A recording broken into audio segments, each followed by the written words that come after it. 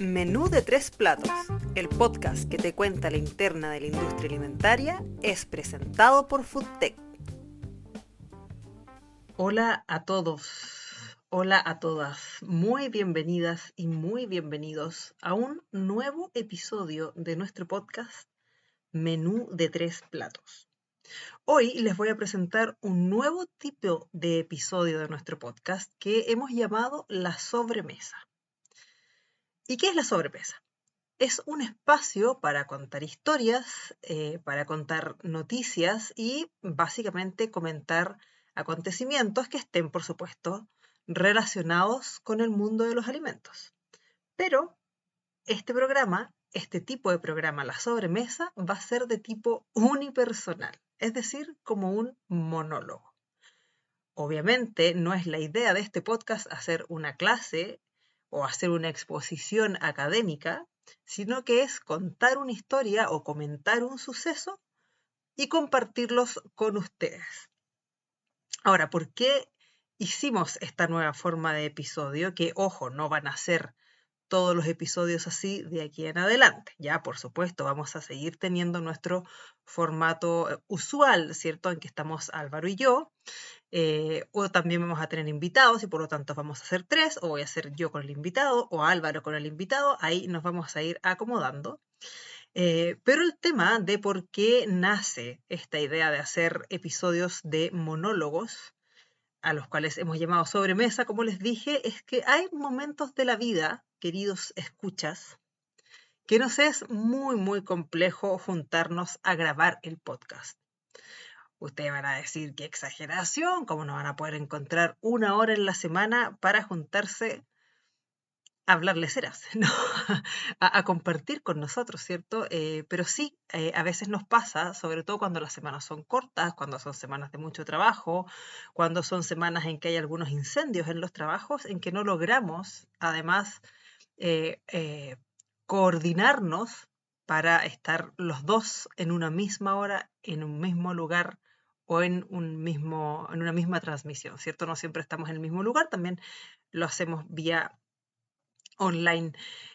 Además, por supuesto, del trabajo, hay que conjugar las vidas personales, ¿cierto? Tenemos hijos, tenemos familia, entonces hay muchas actividades que a veces no nos hacen posible poder estar los dos al mismo tiempo prestos para conversar y para compartir con ustedes. Entonces, este sistema, que es la sobremesa, como les he contado, va a ser una suerte de comodín, ya para aquellas semanas en que no lo logramos simplemente tener algo grabado, que lo hemos preparado de todas maneras, requiere harta preparación, ¿cierto? Investigar un tema, pero teniendo siempre en cuenta de que lo ideal y a lo que siempre vamos a tratar de volver es a los episodios en que conversamos o que tenemos invitados, porque se los hemos dicho muchas veces, para nosotros el podcast es una instancia no solo de encuentro, sino que además de comillas, ¿cierto? Una suerte de terapia que nos hace sacar la cabeza del trabajo y de los problemas y de muchas cosas, y donde además lo pasamos muy bien. Pero debido a lo que ya les conté, este va a ser nuestro primer episodio de sobremesa. Nace como una forma de, al menos nosotros, en algún momento también poder venir a darnos el gusto de compartir con ustedes temas o historias que nos apasionan y que nos gustan mucho, pero insisto,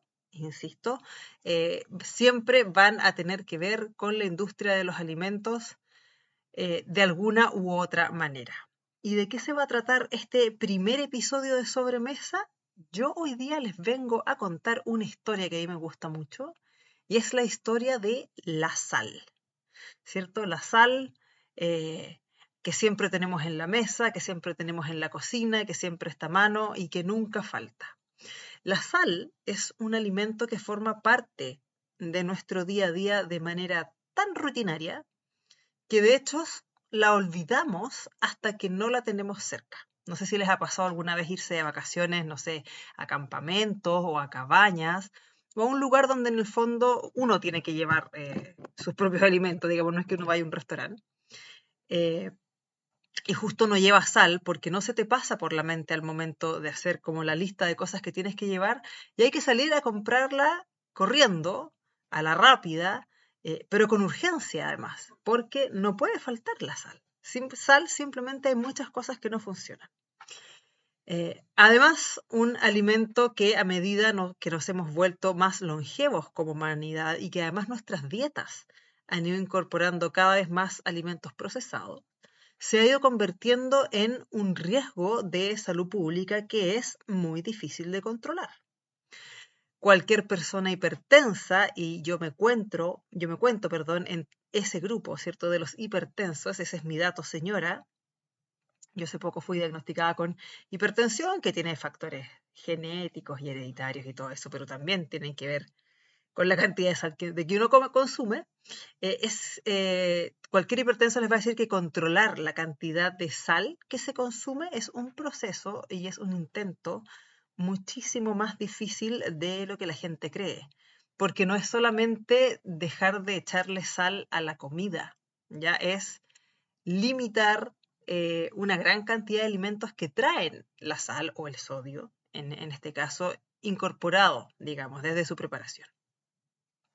Bueno, por estas razones que yo les acabo de nombrar y por otras, y porque nos ha acompañado desde casi siempre y porque es fundamental en la historia de la humanidad. Este episodio de Sobremesa lo he titulado La sal, el alimento que construyó imperios. Como les contaba, la sal es un alimento que ha estado con la humanidad desde sus inicios, desde sus albores, y que además forma parte intrínseca de la historia de la humanidad, de cómo nos hemos desarrollado como humanidad, y también forma parte de los mitos y de las leyendas o de las verdades a medias que se cuentan como parte de cualquier historia. Probablemente ustedes han escuchado alguna vez, por ejemplo, que a los soldados romanos se les pagaba con sal, se les pagaba el sueldo con sal, y que de ahí viene la palabra salario. Y esta es una historia fantástica, la verdad, es una historia que tiene todos los condimentos para ser una muy buena historia, pero el problema es que hasta el día de hoy los historiadores no están de acuerdo totalmente en que esto que les acabo de decir sea totalmente así. Hay controversias. ¿Qué es lo que sí sabemos? Es que el latín salarium existió y estaba relacionado con asignaciones o compensaciones vinculadas a la sal o a la adquisición de sal. Pero no hay una evidencia sólida de que el sueldo per se, de que por ejemplo se les daba a los legionarios, fueran literalmente sacos de sal. Ya, como suele ocurrir en la historia, la realidad suele ser mucho más compleja y más interesante que una simple frase o una simple historia bonita. También es cierto que la sal era tan valiosa en aquella época que permitió literalmente construir ciudades, abrir rutas comerciales, financiar reinos y sostener ejércitos enteros. Hubo un tiempo en que controlar las minas de sal podían significar la diferencia entre ser un país, un imperio o un reino rico o un lugar en ruinas. Hubo muchos pueblos que crecieron y se desarrollaron gracias a que tenían sal. Ya hubo gobiernos que cobraron impuestos por el hecho de tener sal o de explotarla. Y personas que estuvieron dispuestas a desafiar imperios enteros por el derecho a obtener sal de manera libre. Y esto, la verdad es que hoy día nos suena casi absurdo si nos detenemos a pensarlo. Porque después de todo, estamos hablando de algo, de un alimento, que hoy es extraordinariamente barato. Para cualquiera que esté acostumbrado a hacer la compra del supermercado o del almacén, sabe que un kilo de sal de mesa, ¿cierto? El más común, cuesta menos de 1.000 pesos. Menos de $1, se podría decir acá en Chile. Y como les dije, además, como si eso fuera poco, como si fuera poco que sea tan barato, cada día tratamos más de consumir menos sal, de consumir menos sodio, porque eso es lo que nos dicen los doctores que tenemos que hacer. Entonces, ¿cómo puede ser que un ingrediente tan cotidiano y que hoy día nos da la sensación que cuesta tan poco, cómo ese ingrediente puede haber cambiado el rumbo de la historia de la humanidad y forjar lo que somos hoy en día. Y esa es la pregunta que de alguna manera quiero ayudarlos y quiero ayudarme a entender hoy. Porque esta no es solamente la historia de la sal, es la historia de cómo estos pequeños cristalitos blancos ayudaron a nuestros antepasados a poder conservar alimentos durante meses, a viajar largas distancias, a alimentar ciudades completas que cada vez se hacían más grandes y a sobrevivir mucho antes de que, por supuesto, existiera nada parecido a los refrigeradores, a la electricidad o a los sistemas de conservas modernas, ¿cierto? Y como les dije, también es una historia llena de mitos y verdades a medias o verdades no confirmadas, como la del salario que les comenté, o derechamente exageradas. Durante este episodio de la sal no les voy a repetir o voy a tratar de no repetir las anécdotas más famosas de la sal simplemente porque suenen lindas, ¿ya? Porque a veces eso es lo que basta para que nosotros nos creamos una historia. La idea de este episodio es recorrer la historia de la sal, distinguiendo en la medida de lo posible aquello de lo que sé o de lo que tengo una certeza gracias a la evidencia histórica que existe y aquello que todavía sigue siendo objeto de discusión entre investigadores. Porque honestamente, queridos escuchas, se van a dar cuenta que la historia de la sal es tan acontecida, pasaron tantas cosas y han pasado tantas cosas que no necesita que uno la exagere para hacerla entretenida o para hacerla interesante.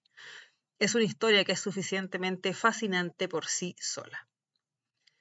Ahora, para entender por qué la sal se volvió tan fundamental para nosotros, para la humanidad, podría decirse que lo primero que tenemos que entender era cómo nos las arreglábamos como seres humanos antes de utilizar la sal, antes de que existiera per se la sal. Y para poder llegar a este momento, al antes de la sal, tenemos que retroceder mucho tiempo. Tenemos que retroceder ni siquiera miles, sino que millones de años atrás. Por supuesto que muchísimo antes que existiera ninguna ciudad en el mundo, antes de la agricultura, antes de que a nuestros antepasados se les ocurriera fabricar herramientas complejas o domesticar animales. Incluso antes de que existiera algo, por rudimentario que fuese, parecido a una cocina. Ya la historia de la sal, yo diría que es correcto decir que es anterior o empieza antes incluso que la historia de la comida como la concebimos hoy en día. Porque la historia de la sal, como la conocemos, como el cloruro de sodio, comienza básicamente con la vida misma, por lo tanto mucho antes que nosotros. Si tomáramos una gota de sangre de cualquiera de nosotros, una gotita, ¿cierto? Y analizáramos su composición, descubriríamos que esta gotita de sangre tiene sodio, tiene cloro, tiene potasio, calcio y otros minerales que en distintas concentraciones, ¿cierto?, nos recuerdan en cierta medida al agua del mar. Y no es que la sangre de las personas sea como agua de mar, ¿cierto? Como a veces yo lo he escuchado decir de manera muy simplificada, pero sí refleja que hay un origen evolutivo común, ¿cierto? No es casualidad que las cosas se parecen o se parezcan cuando hablamos de evolución. La vida surge en los océanos y muchos de los procesos químicos fundamentales de nuestras células evolucionaron a partir de ese ambiente, los ambientes salinos oceánicos. Y por eso el sodio, de alguna manera, sigue siendo esencial para que nuestro organismo y todos los organismos vivos funcionen. Cada impulso nervioso, por ejemplo, que recorre nuestro cuerpo depende del movimiento del sodio y del potasio a través de nuestras membranas celulares. Cada vez que un músculo se contrae, incluidos los músculos del corazón, intervienen minerales, ¿cierto? Para que la contracción muscular ocurra, tiene que haber un intercambio de minerales entre los fluidos que componen nuestro cuerpo. Sin sodio, en otras palabras, y esto es lo que quiero decirles y que quede muy claro, sin sodio no podríamos vivir, no existiría la vida como la vemos hoy en día. Entonces la pregunta que alguien podría hacerse, ¿cierto? Un niño curioso o un adulto con ganas de saber más es, ¿nuestros antepasados se dieron cuenta de esto de alguna manera? ¿Se dieron cuenta que el sodio era tan necesario para nuestro organismo o comenzaron a buscar sal porque supieron que era indispensable por otros motivos? La verdad es que no hay que darnos tanto crédito como especie. No es que hayamos descubierto que el sodio era importante para la vida. Lo que pasaron fueron otras cosas.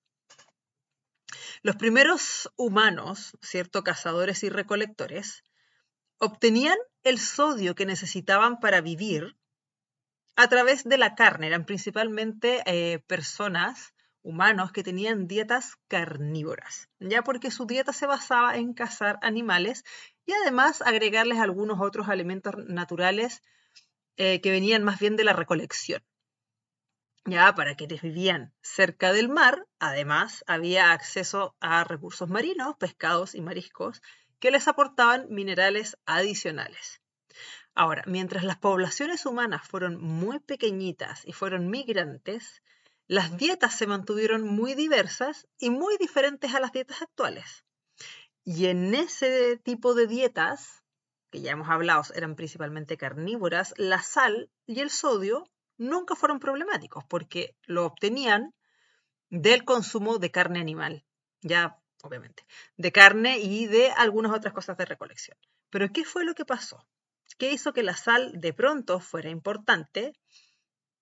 Y lo que pasó es una palabra que es muy importante en la historia de la humanidad y es la agricultura.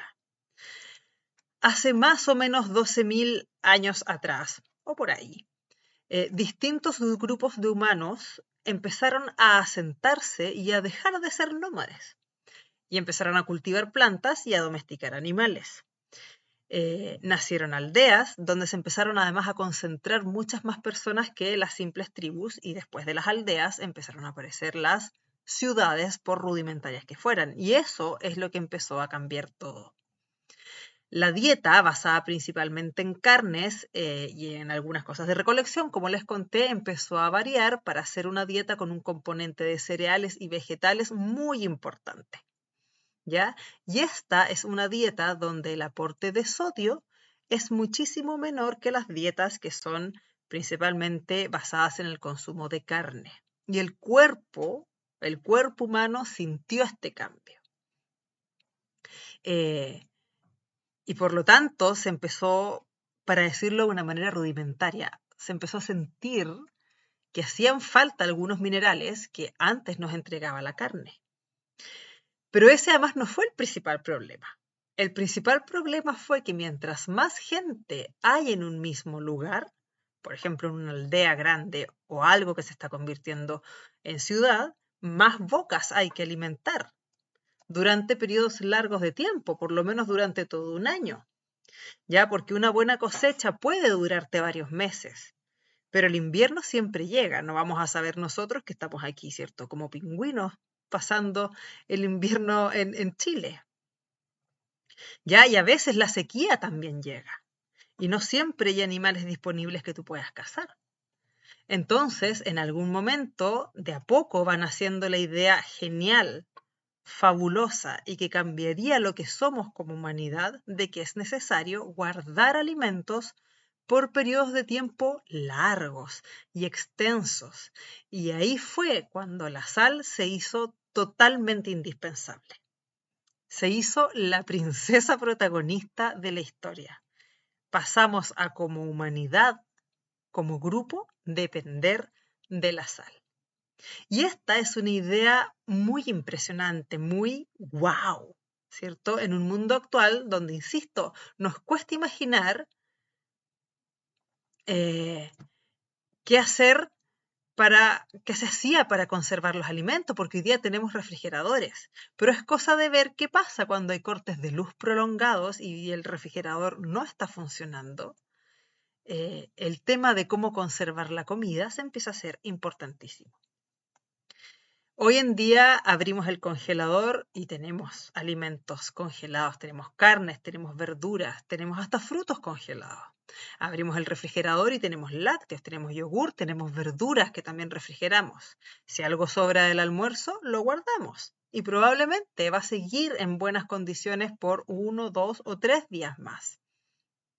Pero durante casi toda la historia de la humanidad, porque recordemos que la refrigeración y las conservas modernas son relativamente nuevas, durante casi toda la historia de la humanidad, conservar alimentos de la manera que lo conocemos ahora, era totalmente imposible. Un trozo de carne comenzaba a deteriorarse muy rápidamente, especialmente en los lugares que tenían climas cálidos. El pescado, sin refrigeración como lo conocemos, se echa a perder en cuestión de horas. La leche también dura poquito tiempo. Y cuando un alimento se descomponía, no existía un supermercado al que tú pudieras ir a buscar más alimentos. Conservar alimentos no era una comodidad. No era porque, mejor lo hago, conservo alimentos porque no quiero ir a adquirir otro. Es que no había. Conservar alimentos en algún momento se transforma en la diferencia entre sobrevivir o no. Y a lo largo de la historia, toda la humanidad se dio cuenta de que el uso de la sal fue fundamental para esta tarea. Ya pocas sustancias son tan eficaces como la sal para poder conservar alimentos. Ahora, la pregunta que cae de cajón cuando ya hemos revisado esta primera parte. Si era tan fundamental y era tan indispensable para mantener la vida, ¿de dónde la sacaban? ¿Dónde había tanta sal como para todos los alimentos que habían que conservar? Por cierto, porque esto de la sal de Cauli y la sal del Himalaya son cosas relativamente recientes y que están de moda en nuestros días. ¿Cierto? Hoy día, por supuesto, nos vas a ir al supermercado o al almacén del tío de la esquina y por poquito dinero, como comentamos, tienes 1 kilo de sal. Pero durante miles de años eso fue absolutamente impensable. No había sal en todas partes. Y sobre todo es importante destacar que no siempre había sal donde la gente necesitaba que hubiera sal. Había que buscar la sal, había que extraerla, transportarla, protegerla y en definitiva llegó un momento en que había que recorrer cientos de kilómetros para poder obtenerla. Por eso, los lugares donde existían de manera natural depósitos de sal comenzaron a transformarse en verdaderos centros de poder económico. Y aquí es donde yo voy a sacar a colación y les voy a contar, para quienes no lo conozcan, a un pequeñito pueblo de Austria, de lo que hoy es Austria, que se llamaba Hallstatt, una zona, ¿cierto? Que estoy segura que no a mucha gente le dice demasiado hoy en día. Hoy Hallstatt es una zona turística muy importante de Austria, es el típico pueblo, la típica región con arquitectura tipo Heidi, por decirlo de una manera muy simple, donde a la gente le gusta tomarse fotos y pasar momentos idílicos, ¿cierto? Porque tiene un paisaje realmente maravilloso. Pero hace 3000 años, la zona donde hoy está Hallstatt no era famosa por su paisaje. Era famoso porque debajo de esas montañas hermosas que salen en las fotografías existía un verdadero tesoro. Habían minas de sal. Ya es muy impresionante porque hay evidencia de arqueólogos que encontraron evidencia de la explotación de sal en Hallstatt desde la edad de bronce, es decir, desde hace más de 3000 años. Y lo impresionante es que no estamos hablando de una extracción demasiado artesanal. Y eso es bien impresionante. Estamos hablando de que en Hallstatt, o en lo que hoy es Hallstatt, se montó una verdadera industria de la sal. Se construyeron galerías dentro de las montañas. Se desarrollaron herramientas especializadas. Existían sistemas para poder sacar el mineral al exterior.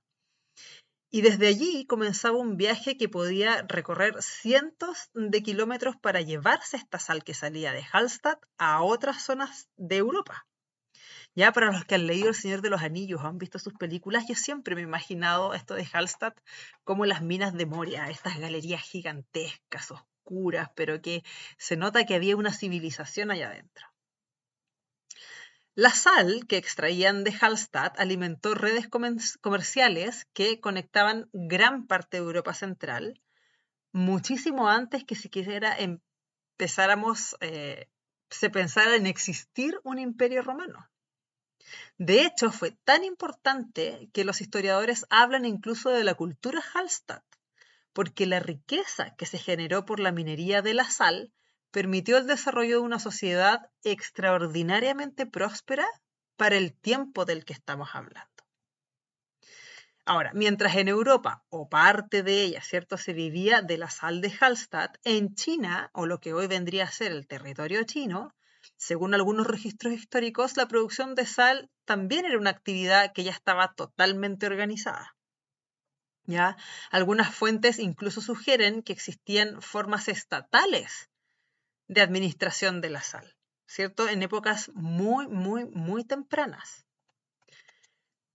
Con el tiempo, distintos emperadores de lo que pasó a ser China, ¿cierto?, comprendieron algo que parece obvio el día de hoy, ¿cierto? Sobre todo cuando uno lo piensa bajo los criterios económicos que hoy rigen a gran parte del mundo. Si todo el mundo necesita sal, entonces controlar la sal significa controlar una parte importante de la economía, de lo que para ellos era el mundo en ese momento. Y así es como empezaron a aparecer los primeros monopolios estatales sobre la sal, no porque la sal fuera un lujo, sino porque era indispensable. Todo el mundo necesitaba sal y todo el mundo estaba dispuesto a pagar por sal de alguna manera. Por lo que la sal pasó a ser una fuente de ingresos realmente exorbitantes. Y obviamente esta idea o esta teja, como decimos nosotros, no le cayó solamente a los que ahora son chinos, sino que a muchos reinos e imperios que empezaron a aparecer en distintas partes del mundo. Bueno, y a esta altura, ¿cierto? Ya sería razonable que ustedes, y es lo que me pasó a mí, yo, me preguntase cómo se extraía la sal, cómo lo hacían. Bueno, ya nos quedó claro que algunos excavaban minas y las sacaban de ahí. Otros aprovechaban salinas naturales, ya donde el agua se va evaporando muy lentamente y deja los cristales en la superficie. Es muy parecido a lo que se hace hoy día en la zona de Cahuil, aquí en Chile. En las costas el agua se canalizaba, ¿cierto?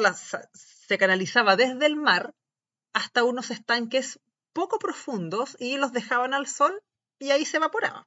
Y ahí también obtenían sal. Obviamente, este último proceso, el de la evaporación y el de las salinas naturales, es un proceso lento, que además depende de que efectivamente haya sol. Pero es un proceso barato, que requiere poca infraestructura y que mientras funciona es muy eficiente. Ahora, los lugares que no eran costeros y que no tenían minas, ¿cómo se las arreglaban?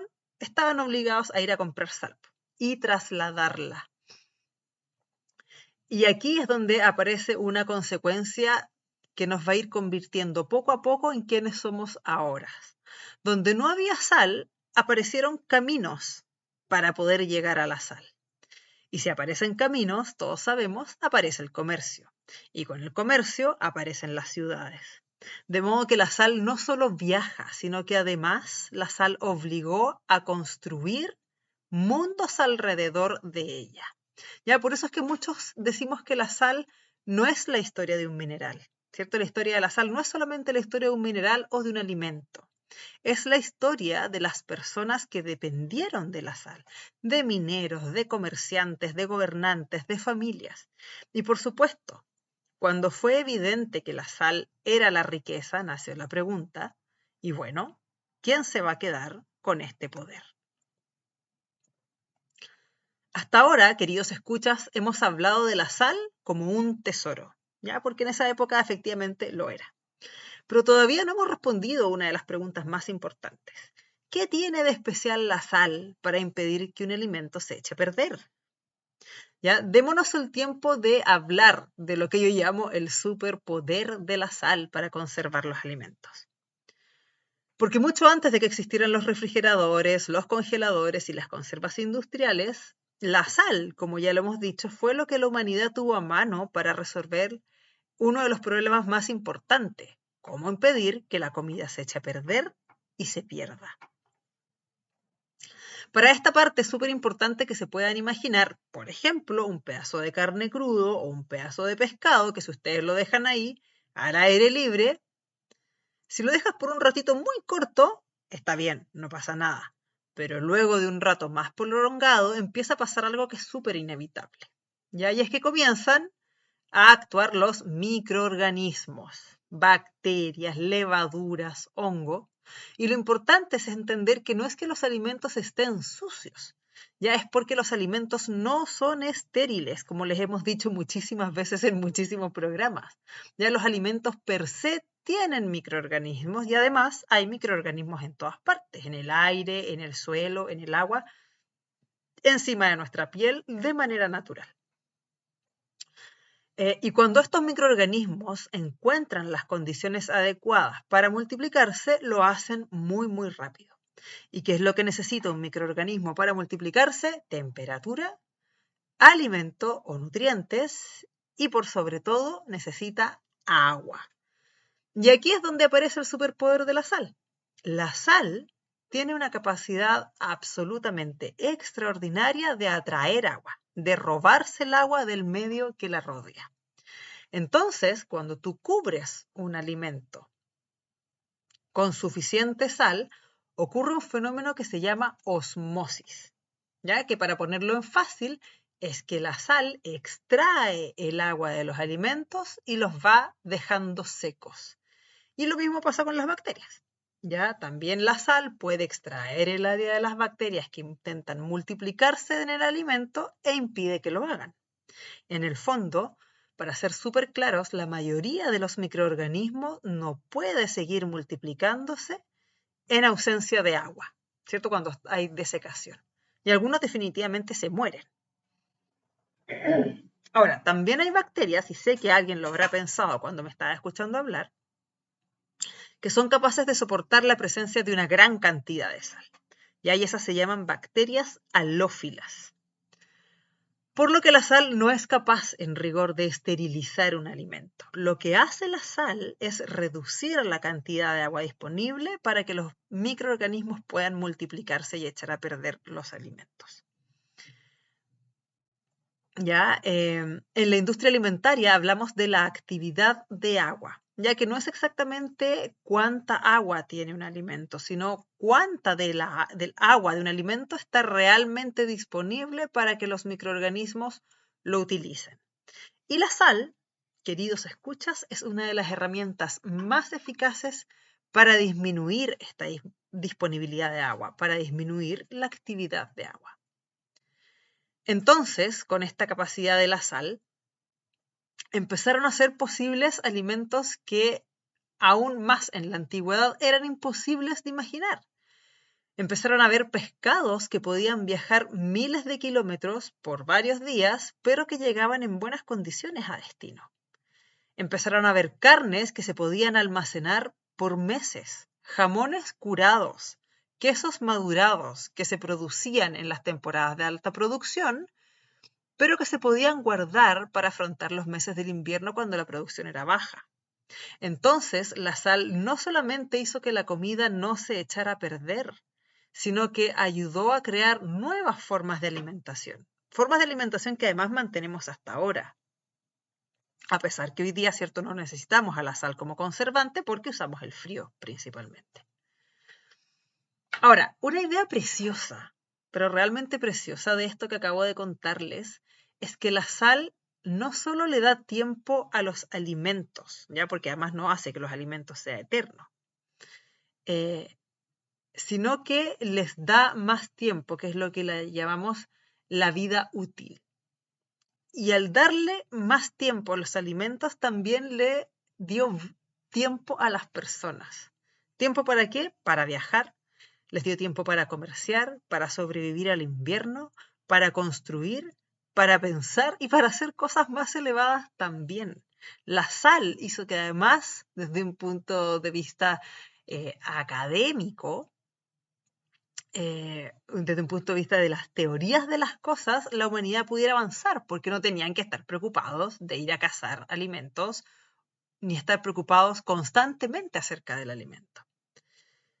En el fondo, cuando la comida logró conservarse, dio tiempo para construir civilizaciones. ¿Se imaginan entonces el poder que podía obtener aquella persona o aquel reino que lograra controlar la sal y que más aún pudiese decidir cuánto costaba la sal? La verdad es que a esta misma conclusión llegaron muchas grandes civilizaciones en distintos tiempos. Se hicieron esta misma pregunta, ya con culturas completamente distintas. Todos coincidieron en que la sal no era simplemente un producto comestible o un producto para conservar alimentos, era además un recurso estratégico. Uno de los ejemplos más antiguos proviene de China, hace más de 2000 años, ¿ya? Como les conté en algún momento, muchas dinastías comprendieron que al controlar la producción de sal y el comercio de ella, era una forma muy eficaz en la que podían financiar al Estado. Ya en distintos periodos históricos se establecieron monopolios estatales y sistemas de impuestos que llegaron a representar una parte muy importante de los ingresos del Imperio chino. Ya, pero probablemente el caso más famoso y del que muchos se pueden estar preguntando por qué esta señorita no habla, sea el de Roma. Ya, y acá volvemos a lo que les comenté al principio con la historia de si es verdad o no que a los romanos se les pagaba su sueldo con sacos de sal y que de ahí viene la palabra salario. Y además se acuerdan que les comenté que aunque es una buena historia, aún causa controversia entre historiadores. Bueno, lo que sí sabemos, como les dije, es el término salarium, ¿ya? También sabemos que para los romanos la sal tenía un enorme valor económico y logístico, y que algunas asignaciones militares pudieron estar relacionadas con la adquisición o el transporte de la sal. ¿Ya? Ahora, no hay pruebas concluyentes de que los legionarios recibieran literalmente sacos de sal como su salario. Aunque insisto, como historia funciona muchísimo, como historia explicativa funciona perfecto. Lo que sí es cierto es que la sal era tan importante para Roma que una de las primeras grandes carreteras que construyeron los romanos se hizo para poder transportar la sal. Y esta es la Vía Salaria. La Vía Salaria, que significa literalmente el camino de la sal, unía las salinas cercanas a las desembocaduras del río Tíber con las zonas interiores de la península itálica. Ya miles, pero miles de carros pasaban por esta vía llevando básicamente sal. Ya no llevaban oro, no llevaban joyas, llevaban sal, porque la sal era indispensable para conservar los alimentos para las personas, para las metrópolis, para las ciudades, ¿cierto? Desde el César hasta los ciudadanos más bajos, todos la necesitaban. ¿Ya? Y por supuesto, la sal era fundamental para conservar los alimentos de los ejércitos. Porque comprenderán, queridos escuchos, que si bien las batallas se ganaban con espadas y con lanzas, al ejército que recorría miles de kilómetros no se le alimentaba con acero y con piedras, se le alimentaba con comida, que tenía que durar grandes periodos de tiempo, básicamente lo que duraba la campaña de guerra. Ya no servía llevar carne o pescado fresco a una campaña militar que iba a durar meses, o incluso si duraba semanas. Ya la logística alimentaria en estos casos era igual de importante que la estrategia militar. Y en esa logística alimentaria la reina, como ya se imaginarán, siempre fue la sal. Pero si hubo un lugar, ya muchísimos años después, miles de años después, en donde la sal terminó convirtiéndose en un símbolo de injusticia, fue en Francia. Durante siglos existió un impuesto, conocido como la gabelle, que no era un impuesto cualquiera. Ya este impuesto obligaba a muchas personas a comprar una cantidad mínima de sal. Incluso si uno no necesitaba la sal, estabas obligado a comprarla. Y además tenías que comprarla a un precio que era fijado por el Estado. Obviamente las condiciones variaban según la región, pero en general, obviamente, era un impuesto que era profundísimamente desigual. Algunas provincias pagaban muchas más que otras y por supuesto, es algo que no ha cambiado hasta el día de hoy, habían algunas personas, los de siempre, que quedaban exentos de pagar la gabel. Como era de esperar, dadas las circunstancias, apareció el contrabando de sal y miles de personas empezaron a vender sal de manera ilegal, a menor precio. Y a esto, ¿cierto? El rey de Francia respondió con penas muy, pero muy severas. La gabel llegó a ser tan impopular este impuesto que terminó convirtiéndose en uno de los muchísimos símbolos de descontento contra la monarquía antes de la Revolución Francesa. Y no es que se diga que este impuesto a la sal fue la causa de la revolución, pero es una de las tantas causas que ayuda a explicar por qué la gente estaba tan cansada de un sistema y de los privilegios de la clase noble. Y para ir cerrando, alguien podría creer que en el último siglo, ¿cierto? Desde el 1900 para adelante, la sal ya no tenía tanta importancia, pero sí la tenía. En 1930 ocurrió un episodio realmente extraordinario en la India. Ya recordemos que en esa época la India todavía estaba bajo dominio británico. ¿Ya? Y entre muchas restricciones que el Imperio Británico le imponía a la India, existía el monopolio colonial sobre la producción de sal.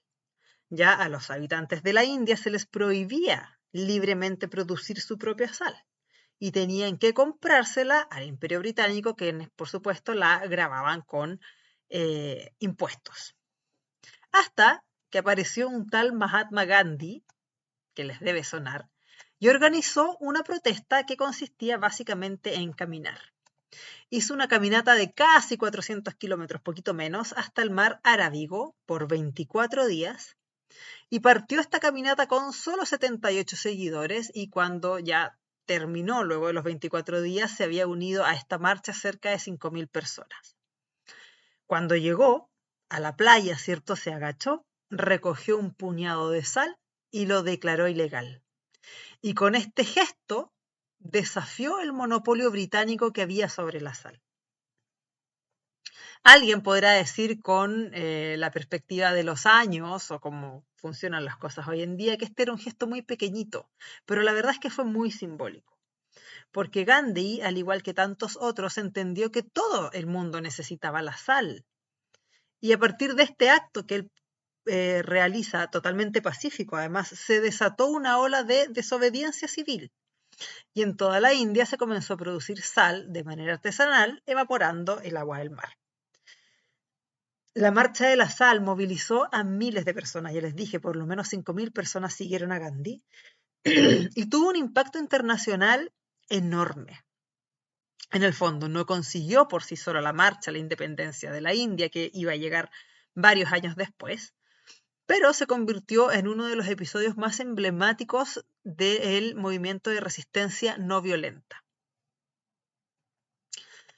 Bueno, queridos escuchas, como hemos visto a lo largo de todo este podcast, de todo este episodio que les he grabado, la sal comenzó como un simple conservante que luego se comercializó y se convirtió en una manera de enriquecerse. Y ahora, con este último episodio que les conté, la tenemos como símbolo de libertad, para que después, en nuestros tiempos, en los tiempos actuales, se haya convertido básicamente en un problema de salud pública. En el fondo pasó de tesoro a enemigo de la salud pública. Es una suerte de paradoja que después de haber hablado de la sal todo este podcast como una fuente de riqueza, como la salvación de la humanidad, un recurso estratégico, hoy la veamos como un enemigo público. Ya por todas partes nos llegan mensajes de modere o baje su consumo de sal, reduzca el sodio, cuidado con la hipertensión. Pero la verdad es que ¿cómo llegamos desde un recurso indispensable a un ingrediente que tenemos que consumir cada vez menos?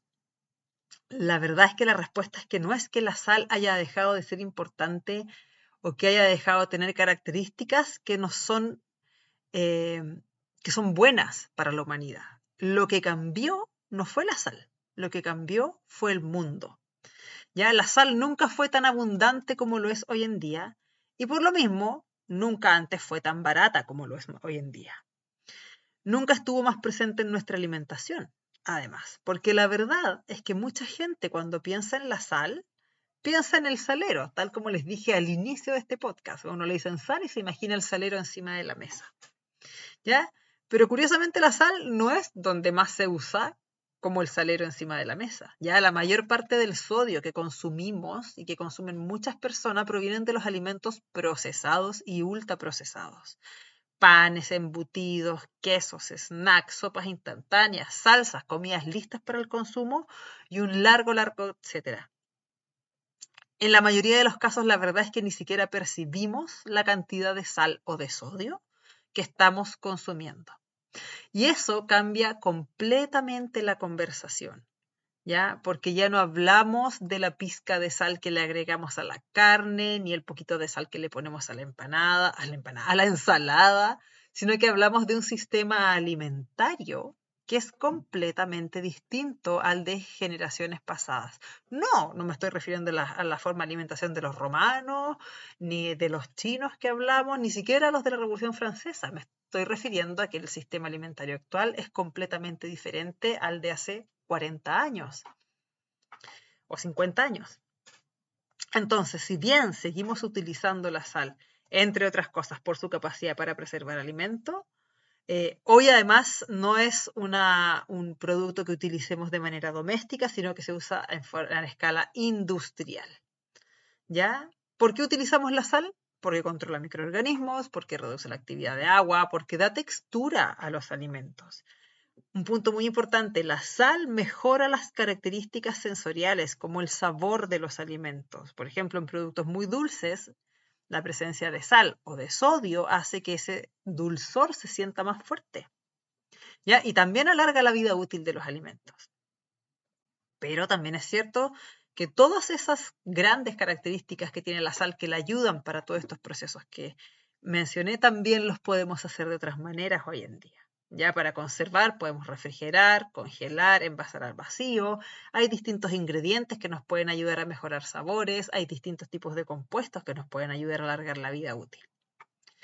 Ahora, para no terminar en una nota no negativa, pero que como que hace que la sal se vea como menos de lo impresionante que es, hay un último aspecto de la sal que me gustaría resaltar. En muchos países, incluido en Chile, la sal ha sido un gran aliado de la salud pública, gracias a la iodación que se le hace. Añadir yodo a la sal de consumo, a la sal corriente, permitió reducir de manera muy, pero muy importante enfermedades asociadas a la deficiencia de yodo, a la deficiencia de este nutriente, ya como el bocio endémico y los trastornos del desarrollo neurológico en poblaciones con baja ingesta de yodo. La idea de este episodio de sobremesa del podcast, queridos escuchas, fue mostrarles que a veces los alimentos no son solo alimentos, son cultura, son tecnología, son economía, son política y sobre todo son historia. Y eso es todo por este episodio de Menú de 3 platos en su versión sobremesa. Nos vemos en un próximo episodio. Que estén muy bien. Chao, chao.